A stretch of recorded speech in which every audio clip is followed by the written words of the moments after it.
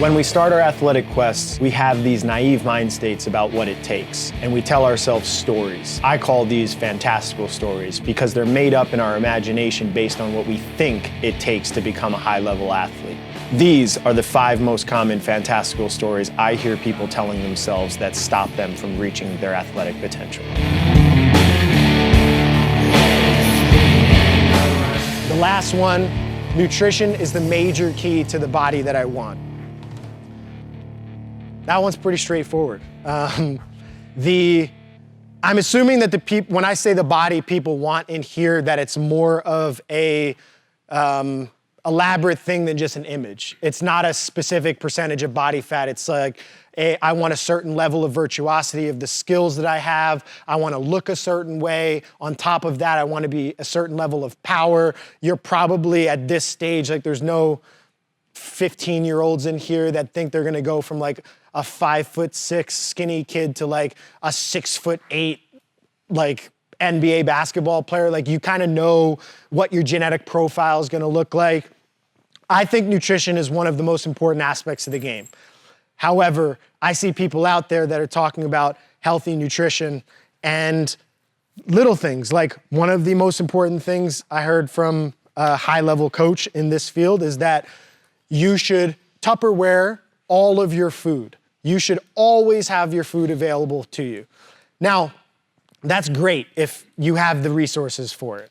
If you have somebody who's a food sponsor that's Tupperwaring your food and giving it to you for free, if you have the money to do that, if you know how to cook and you can do all the food prep, I think the key to nutrition is awareness of what your limitations and what your guidelines are within the course of your life. How much time do you have to food prep? What do you like to eat? How much emotional involvement do you have with regards to your nutrition? If you think of yourself like a robot with regards to food, like, well, it's food in, food out, you're isolating yourself from a huge portion of society that actually likes to eat for pleasure, go out to restaurants, or have you over their house to sit down and talk over a meal. And it's not that there's anything wrong with it, but I lived an entire portion of my life where I'd go to places like that and just sit there and not eat, or bring my own little packaged food, or bring a little bag of food. I think that's just as unhealthy from a long-term perspective as an athlete as eating really shit quality food. I don't think it's super sustainable unless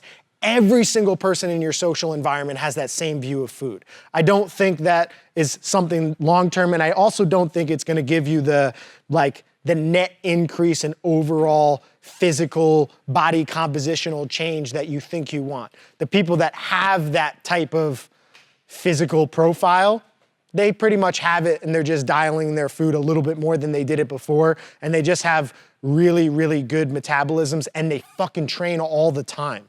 If you train 9 hours a day and you don't look good, like there's probably something going on with your internal chemistry.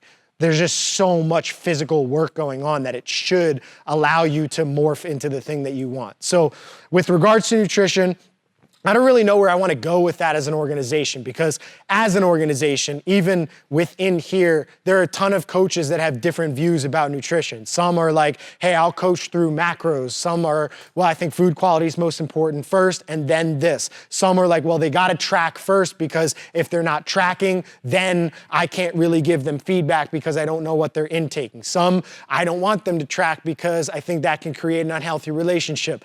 I don't really know. I think everybody needs their own process with regards to food, but thinking that food is the answer, I think, is part of the problem. Food is a necessity of life. Like, you gotta eat good stuff if you want a good body that performs and operates well. Like, you can't put shit in it. Amounts kind of matter. The quality of what you're eating matters for creating hormonal change. All of that stuff matters. But I think of it more of like an 80-20 thing. Do 80% of the stuff right with regards to this, and get most of the results that you need. The other 20%, I think, can be better focused on workout execution. So how many people film every single Metcon they do and actually go back and take round splits of every workout that they do?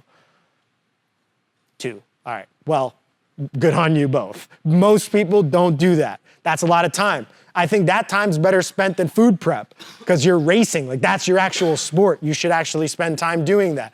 How much time is spent on movement quality, warm-ups, cool downs, meditation, calming your nervous system, doing a hard day like this, even just going home, laying down and closing your eyes for 10 minutes, just like shutting the world off. Most people only do that when they're asleep. They don't have any time where they're just 100% destimulated. And when you do that, you realize how like ramped up your body is. Like you can't sit still, you gotta move, especially after hard workouts like this. Like now that I'm doing more CrossFit, every night when I go home to meditate and I do some breath retention drills, like I'll go to hold my breath the first time, and I'm like, oh my God, I'm dying. What's going on? But there's just a process of getting your body back to a recovered state after going that hard. I think meditation's another one that I think could supersede neuroticism with regards to nutrition. So that's the last fantastical story that I think we'll tell.